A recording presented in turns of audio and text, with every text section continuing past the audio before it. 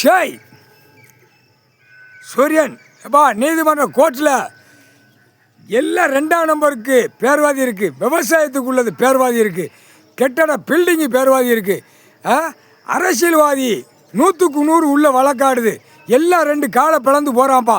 எப்பா அரசியல்வாதி 60 வயசு 70 வயசு நடு ரோட்டில் ஷூட்டிங்கு புடுக்கில் அடிக்கணும், புடுக்கில் அடித்தா தான் உக்காளி ஒழுங்காக போவான். சரியா? இந்த செம்மத்தில் 7 ஓலைச்சொல்ல கணக்கு இருக்குது. அடிக்கிற ஷூட்டிங் ஆர்டரு அரசியல்வாதிக்கு இதை இங்கே அடித்தாத்த உலக நாடு அரசியல்வாதி பொத்திட்டு அங்கங்கே போய் பம்முவான்.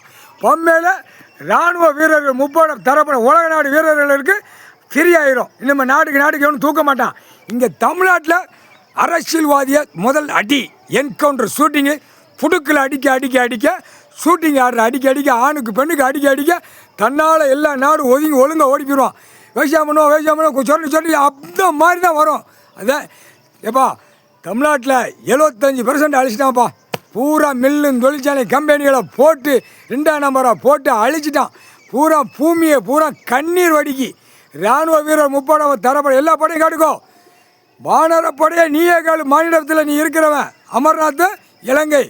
எப்பா உங்களுக்கு சாப்பாடு உணவு என்னப்பா வேணும் பூமியில்? அதை அழிச்சிட்டா என்னப்பா சாப்பிட முடியும்?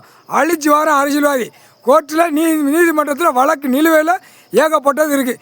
பூரா கையை காலை தூக்கிட்டு இப்போ பூரா அலைதான் இந்த பேப்பரை சூட்கேஸை தூக்கி மாற்றி போட்டு இங்கிட்டு இங்கிட்டு கண்டாரோலுமே சென்னை மெட்ராஸை வளைச்சி எல்லாம் லாக் பண்ணிடுங்கப்பா.